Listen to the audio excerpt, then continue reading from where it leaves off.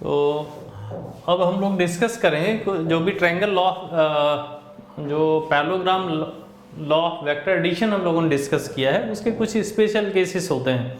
तो फॉर्मूले को डायरेक्ट याद रख सकते हैं वहाँ पे। तो कुछ स्पेशल केसेस को हम लोग डिस्कस कर रहे हैं, इसको लिख लेते हैं।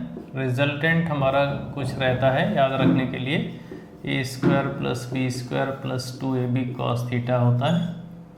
और स्पेशल केसेस यहाँ पे क्या है,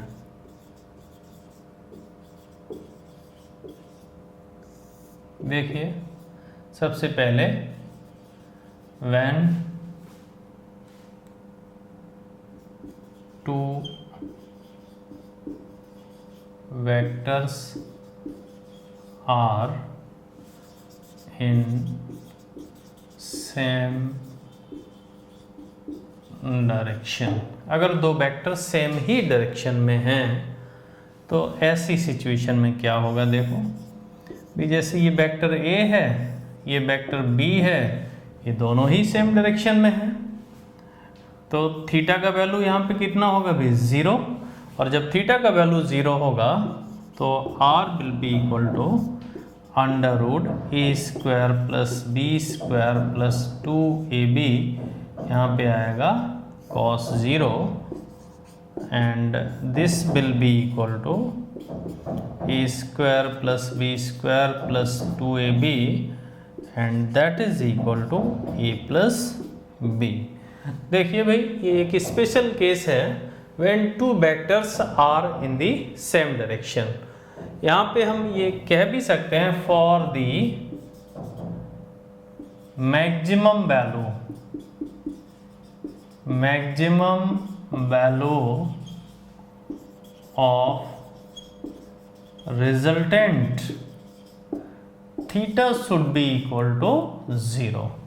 जब दो वेक्टर सेम ही डायरेक्शन में होंगे, ऐसी सिचुएशन में जो रिजल्टेंट है उसका वैल्यू मैक्सिमम होता है, और मैक्सिमम होगा क्या भाई, this is equal to a plus B.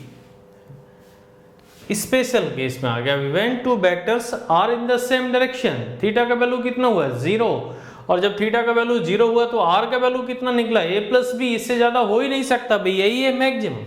तो maximum value of the resultant of two vectors is equal to a plus b. अब इसको प्रैक्टिकली देखा जाए भी डेली लाइफ में अगर हम कंसीडर करें, जैसे कोई कार अगर स्टार्ट नहीं होती है तो ऐसी सिचुएशन में कार को क्या करना पड़ता है भी, धक्का देना पड़ता है। तो कैसे धक्का दिया जाता है, दो लोग आगे से दो लोग पीछे से, बोलो कैसे धक्का दिया जाता है, दो सारे लोग पीछे से ही धक्का देते हैं, जिससे कि जो फोर्सेस यहाँ पे एक्ट करते हैं वो सेम डायरेक्शन के ही फोर्सेस होते हैं।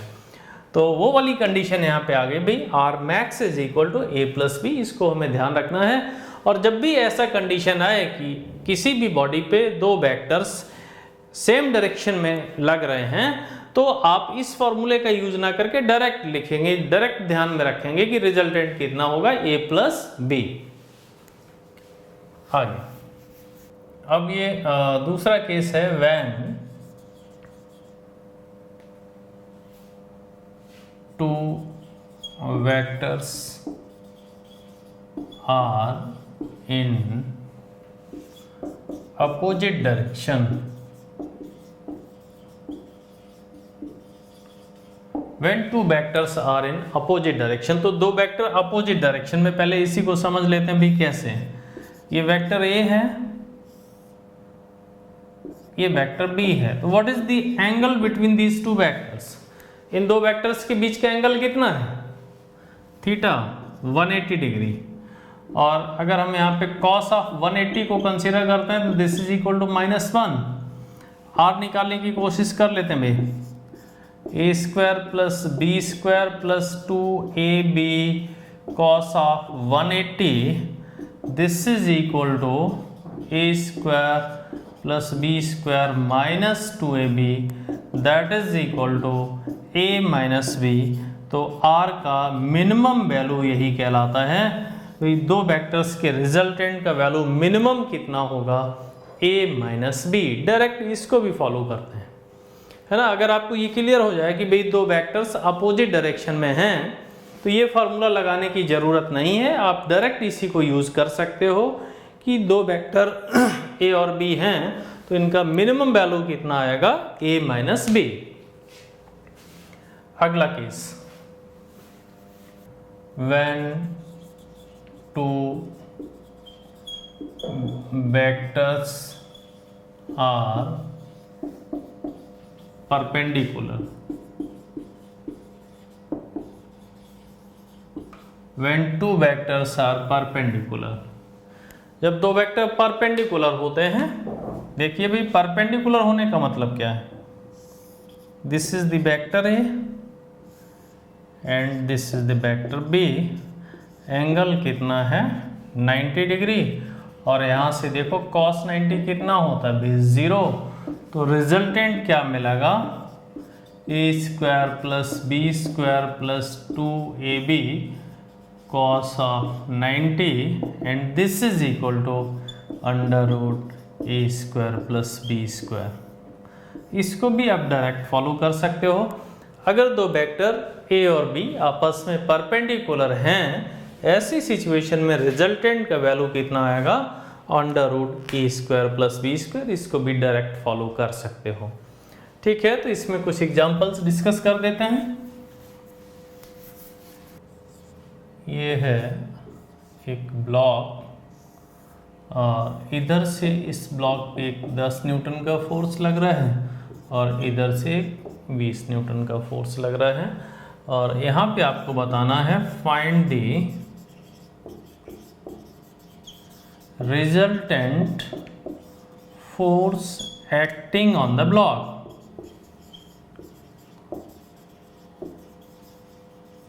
देखिए भाई एक ब्लॉक है, इस ब्लॉक का मास कितना है इस सब के बारे में कोई इंफॉर्मेशन नहीं दिया गया है। एक फोर्स 10 न्यूटन का इस पे इधर की तरफ लगता है, एक 20 न्यूटन का इधर की तरफ लगता है। तो अब देखिए भाई अभी जो डिस्कशन हमने किया था भाई दो वेक्टर्स यहाँ पे लग रहे हैं, फोर्स कैसा क्वांटिटी है।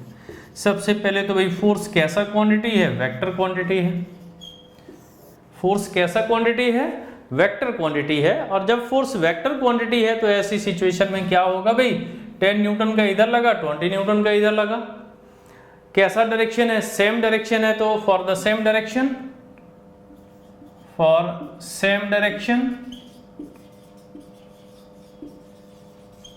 थीटा कितना होगा 0 और cos 0 कितना होता 1। ये रिजल्टेंट को डायरेक्ट हमने बताया था, अगर दो वेक्टर सेम डायरेक्शन में हैं उनका रिजल्टेंट कितना होता है a प्लस बी। इसका रिजल्टेंट कितना आएगा 20 plus 10 is equal to 30 newton. Direct इस कॉन्सेप्ट को अप्लाई कर सकते हो when the two vectors are in the same direction। तो ये एक एग्जांपल हुआ, और भी एग्जांपल्स। ये 20 न्यूटन का फोर्स लग रहा है, ये 10 न्यूटन का लग रहा है। अब find the resultant, find the resultant force acting on the block। find the resultant force acting on the block। तो रिजल्टेंट कैसे निकालेंगे, बोलिए भाई कैसे फोर्सेस हैं अपोजिट डायरेक्शन के। Forces are in opposite direction, ये बात ध्यान में रखना है। Forces are in opposite direction, कैसे अपोजिट डायरेक्शन, देखो भी एक फोर्स इधर की तरफ लग रहा है और एक इधर की तरफ लग रहा है। अगर हम यहाँ पे डायरेक्शन कंसीडर कर लें तो ये ईस्ट डायरेक्शन में जा रहा है, ये वेस्ट डायरेक्शन में जा रहा है। अपोजिट डायरेक्शन के जब फोर्सेस यहाँ पे लगते हैं तो रिजल्टेंट कैसा होता है, मिनिमम होता है, और इसका वैल्यू क्या होगा a minus b. This is equal to 20 minus 10 that is equal to 10। तो इस ब्लॉक पर जो फोर्स लगेगा 10 न्यूटन का इधर की तरफ लग रहा हो। क्लियर हो गया। तो यहाँ पे फॉर्मूला लगाने की जरूरत ही नहीं है, डायरेक्ट देख लो भाई एंगल कितना है 180 डिग्री। रिजल्टेंट कैसा होगा, मिनिमम होगा, और मिनिमम जब होता है तो क्या मिलता है रिजल्ट में आपको a माइनस बी। तो डायरेक्ट लगा सकते हो भाई, रिजल्टेंट कितना आएगा 10 न्यूटन। बाद एक और एग्जांपल यहाँ पे डिस्कस करते हैं। जैसे ये ब्लॉक है और 10 न्यूटन का फोर्स ऐसे लगा, 10 न्यूटन का फोर्स ऐसे लगा। देखिए भी रिजल्टेंट यहाँ भी फाइंड करना है। थर्ड प्रॉब्लम है हमारी, find the resultant, find the resultant force acting on the block. Find the resultant force acting on the block. कैसे करेंगे?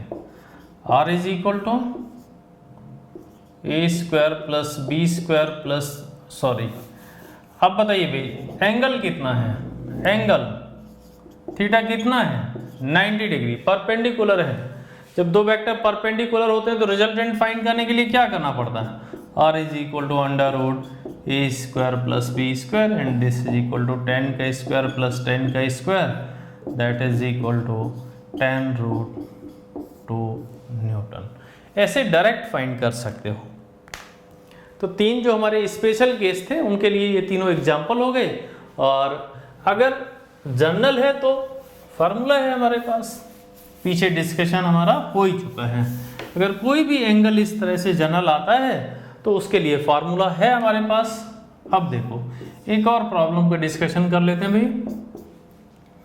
जैसे ये है 10 न्यूटन का ऐसे लगा, एक और इधर से 10 न्यूटन का लगा और एक इधर से 20 न्यूटन का लगा। अब थोड़ा सा सोचना है, अभी बहुत ज़्यादा डिस्कशन नहीं हुआ है इसलिए आपको थोड़ा सा सोचना है कि यहाँ तो तीन फोर्सेस आ गए, फार्मूला जो बताया गया है वो दो ही फोर्सेस के लिए बताया गया है। अब क्या करना पड़ेगा यहाँ पे? अब इसके लिए ये जो तीन फोर्सेस हैं इसको दो में कन्वर्ट कर लो और इसके बाद आगे बढ़ जाओ भी। दो में कैसे कन्वर्ट करेंगे? इस वाले फोर्स को देखो, इस वाले फोर्स को देखो, दोनों सेमी डायरेक्शन के हैं।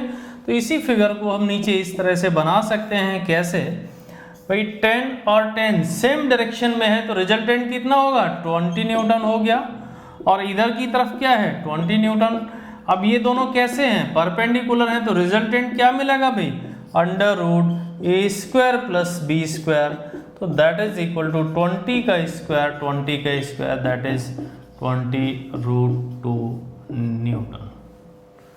ऐसे आप फाइंड कर सकते हो। तो ये कंप्लीट होता है।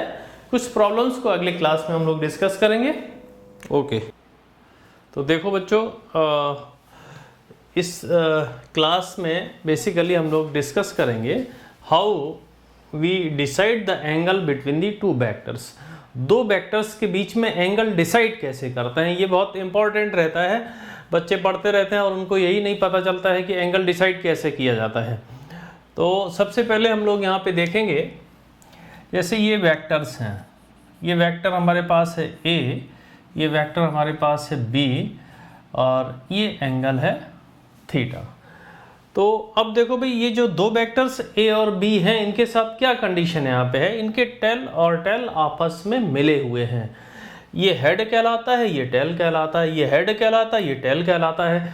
तो वेक्टर्स ए और बी के टेल आपस में यहाँ पे मिले हुए हैं और यहाँ पे दो एंगल बनते हैं। एक ये एंगल बना थीटा और दूसरा एंगल बना ट्वाइस पाई माइनस थीटा, है ना। तो हम यहाँ पे ये कह सकते हैं कि भाई ये स्मॉलर एंगल है और ये बिगर एंगल है, ये छोटा है ये बड़ा है। तो कैसे डिसाइड करते हैं एंगल, इसके लिए दो लाइन हम यहाँ पे लिख लेते हैं।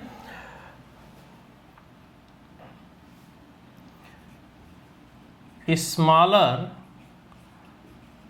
Angle is the angle between the two vectors when their tel coincide or head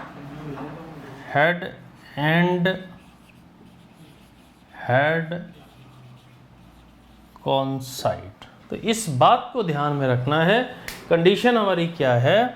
smaller angle is the angle between the two vectors when their tail coincide और हेड coincide। जब उनके टेल कॉन्साइड करते हैं या उनके हेड कॉन्साइड करते हैं, तब जो स्मॉलर एंगल है, यहाँ पे दो एंगल ए और बी के बीच में अगर देखा जाए तो दो एंगल बनेंगे, एक ये थीटा है और दूसरा है ट्वाइस पाई माइनस थीटा। तो स्मॉलर कौन सा है? थीटा स्मॉलर एंगल है, ये उससे बड़ा है। तो smaller angle is the angle between the two vectors when they are tail coincide और हेड कॉन्साइड। तो इसी को हम ऐसे भी देख सकते हैं कि भाई यहाँ तो टेल कॉन्साइड कर रहे हैं, क्या हेड कॉन्साइड करके देखा जा सकता है एंगल? देखिए कैसे देखेंगे अगर हेड कॉन्साइड करने हैं। इसी फिगर में हम ऐसे देख सकते हैं भाई, एक वेक्टर को एक जगह से दूसरी जगह पे ले जा सकते हैं, पीछे डिस्कस किया गया है। तो हम अगर इसी वेक्टर ए को पीछे शिफ्ट करा दें, पीछे शिफ्ट करा दिया इसको ए को, और इस बी वेक्टर को भी अगर हम पीछे शिफ्ट करा दें ऐसे, तो इनके टेल आपस में मिल गए। अब देखो ये जो एंगल है वही ये एंगल होगा। तो चाहे टेल मिले हों या हेड मिले हों, दोनों को हम कंसीडर कर सकते हैं। अलग से भी आप इसको ऐसे देख सकते हो, जैसे ये वेक्टर हमारा हुआ ए और ये इनके हेड मिलाने हैं, ये वेक्टर हुआ बी और ये एंगल हुआ थीटा। इसको आगे बढ़ा के ऐसे दिखा सकते हो, इसको आगे बढ़ा के ऐसे दिखा सकते हो। ये एंगल यहाँ पे थीटा था, वेक्टर वही है हमारा ए और ये बी। तो this is the definition for the decision of the angle.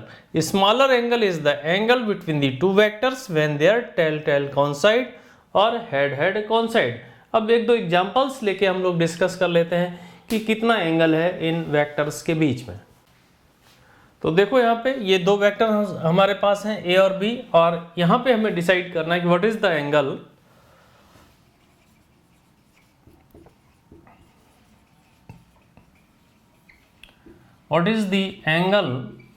between the two vectors। दो वेक्टर्स हमारे पास हैं, इनके बीच एंगल क्या? What is the angle between the two vectors A and b. अब देखते हैं भाई, ये एंगल 120 डिग्री का यहाँ दिख तो रहा है, लेकिन क्या यही एंगल है इन दोनों के बीच? ऐसा नहीं है। यहाँ पे देखिए इसका टेल और इसका हेड कंसाइड कर रहा है, तो एंगल ऐसे हम यहाँ से डिसाइड नहीं कर सकते। हमको क्या करना पड़ेगा? टेल और टेल को आपस में मिलाना पड़ेगा। ये जो वेक्टर ए है इसकी शिफ्टिंग हम कर सकते हैं। इस वेक्टर ए को शिफ्ट करके आप यहाँ पे ला सकते हो। ले आए भाई, ये कितना है 120 डिग्री, ये कितना होगा 60 डिग्री। तो 60 degree is the angle between the vectors A and B. A और बी के बीच का जो एंगल होगा वो कितना होगा 60 डिग्री। तो देखो एक और एग्जांपल हम यहाँ पे कंसीडर करते हैं। यहाँ भी इसमें देखिए वेक्टर ए है हमारे पास, वेक्टर बी है, और ये एंगल दिया गया, ये परपेंडिकुलर कंसीडर कर सकते हैं। ये एंगल दिया गया है 60 डिग्री, और इस क्वेश्चन में भी आपको यही फाइंड करना है, what is the angle between vector A and vector B. What is the angle between the vector A and vector B. A और बी के बीच का एंगल होगा कितना, ये आपको डिसाइड करना है। तो देखते हैं कैसे डिसाइड करेंगे। देखिए ए का टेल और बी का हेड यहाँ पे कंसाइड कर रहा है, और हमने जो कंडीशन रखी है यहाँ पे क्या होना चाहिए, या तो हेड कंसाइड करने चाहिए या फिर टेल कंसाइड करने चाहिए। तो ऐसी सिचुएशन में अगर हमें यहाँ पे हेड कंसाइड करना है तो हेड कंसाइड कर लो भाई, या टेल कंसाइड करना है तो टेल कंसाइड कर लेते हैं। अगर टेल कंसाइड करना है तो क्या करना पड़ेगा, इस बी वेक्टर को शिफ्ट करके नीचे लाना पड़ेगा। लाइए, अब देखिए ये 60 डिग्री है, ये एंगल कितना होगा 30 डिग्री। ए वेक्टर ऐसे जा रहा है, बी वेक्टर इस तरह से जा रहा होगा, दिस इज द एंगल। और ये एंगल कितना होगा, ये 30 है, 180 यहाँ पे होना चाहिए, दिस इज 150 डिग्री। तो 150 degree is the angle between the vector A and B. A और बी वेक्टर के बीच का एंगल कितना यहाँ पे होगा 150 डिग्री। किसी तरह का कोई डाउट आपको यहाँ पे नहीं रहना चाहिए। बी को शिफ्ट किया, टेल आपस में मिल गए, ये 60 दिया गया था, ये 30 हो गया भी पूरा, ये 90 होगा, इसलिए ये 30 डिग्री का एंगल हुआ, और ये एंगल आ गया 150 डिग्री। तो this is the angle between the vector A and b. अब देखिए रिजल्टेंट कैसे फाइंड किया जाए। जैसे ये वेक्टर हमारे पास ए है, ये वेक्टर है b, एंगल है 60 डिग्री, और ये दिया जा रहा है आपको भी mod of a is equal to 10, mod of b is equal to 10, find r, find r। तो कैसे करेंगे इस क्वेश्चन को? अगर हमें करना है तो देखिए रिजल्टेंट का मैग्नीट्यूड, अगर ये हमें फाइंड करना है तो यही r होता है, और कितना होता है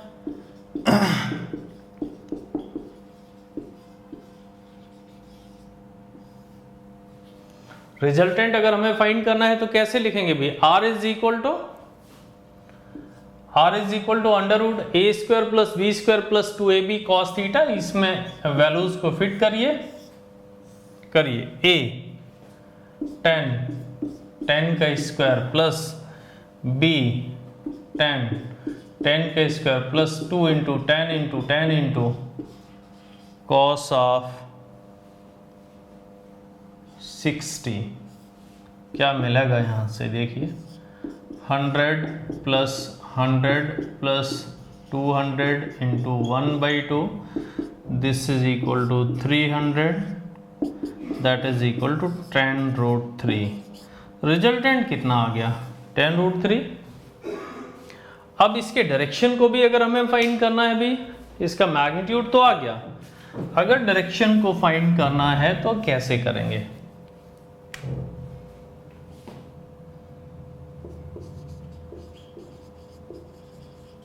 देखिए r will be equal to v sine theta upon a plus b cos theta.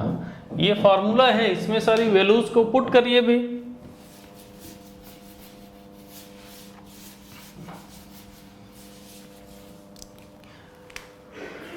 तो r is equal to v sine theta, v का वैल्यू कितना है? 10, sine theta sine 60 upon 10 plus 10 cos 60, तो 10 into under root 3/2 upon 10 plus 10 into 1/2, तो ये आ गया 5√3 upon 15, 1 upon √3, tan alpha is equal to 1 upon √3, alpha is equal to 30 degree. तो देखिए भी जो रिजल्टेंट है वो ऐसे जाएगा, ये है r और ये एंगल कितना आ गया? 30 डिग्री। तो a और b का रिजल्टेंट हमें फाइंड करना था, रिजल्टेंट का डायरेक्शन भी आ गया हमारा और मैग्नीट्यूड भी आ गया भी। r का वैल्यू कितना निकाला था? मॉड, इसका मैग्नीट्यूड आ गया था हमारा 10√3। तो इस तरह से इस फॉर्मूले का यूज करके हम लोग फाइंड कर सकते हैं resultant of the two vectors direction के साथ। इसी तरह से आप एक और एग्जांपल ले सकते हैं भाई। ए वेक्टर हमारे पास है, बी वेक्टर है, एंगल कितना है? 120 degree, mod of a mod of p and that is equal to 10। तो क्वेश्चन है भाई find R and its direction, direction के साथ इसको बताइए। तो बहुत ही सिंपल है भी, ये रहा फॉर्मूला 10 का square plus 2 into 10 into cos theta. Cos theta में आएगा कॉस 120, कॉस थीटा में क्या आएगा? कॉस 120। तो फॉर्मूला यहाँ लिख देते हैं एक बार।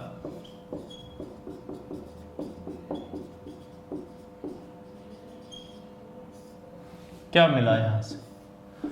100 प्लस 200 इंटू -1/2, कॉस 120 का वैल्यू -1/2, तो this is equal to 110। Resultant कितना आया? 10। इस वेक्टर का रिजल्टेंट कितना आया? 10। और डायरेक्शन अगर देखना है कैसे भी, tan alpha is equal to b sine theta upon a plus b cos theta. तो b तो tan alpha is equal to v sine theta upon a plus b cos theta. अब डायरेक्शन इसका tan alpha is equal to b v tan sine 120 और tan plus tan cos 120। तो sine 120 sine 90 plus 30 cos 30 आ जाएगा, तो √3/2 upon cos 120 -1/2 तो 10 - 5, तो ये आ गया √3। समझो भी tan alpha is equal to √3, alpha कितना आ गया अभी 60 डिग्री। तो ये जो इनका रिजल्टेंट है वो ऐसे जा रहा होगा, रिजल्टेंट आर, और ये एंगल कितना बन रहा होगा 60 डिग्री। इस तरह से इस कॉन्सेप्ट को अप्लाई कर सकते हो, आप डायरेक्शन भी फाइंड कर सकते हो और मैग्नीट्यूड भी बता सकते हो by using parallelogram law of vector addition. Okay.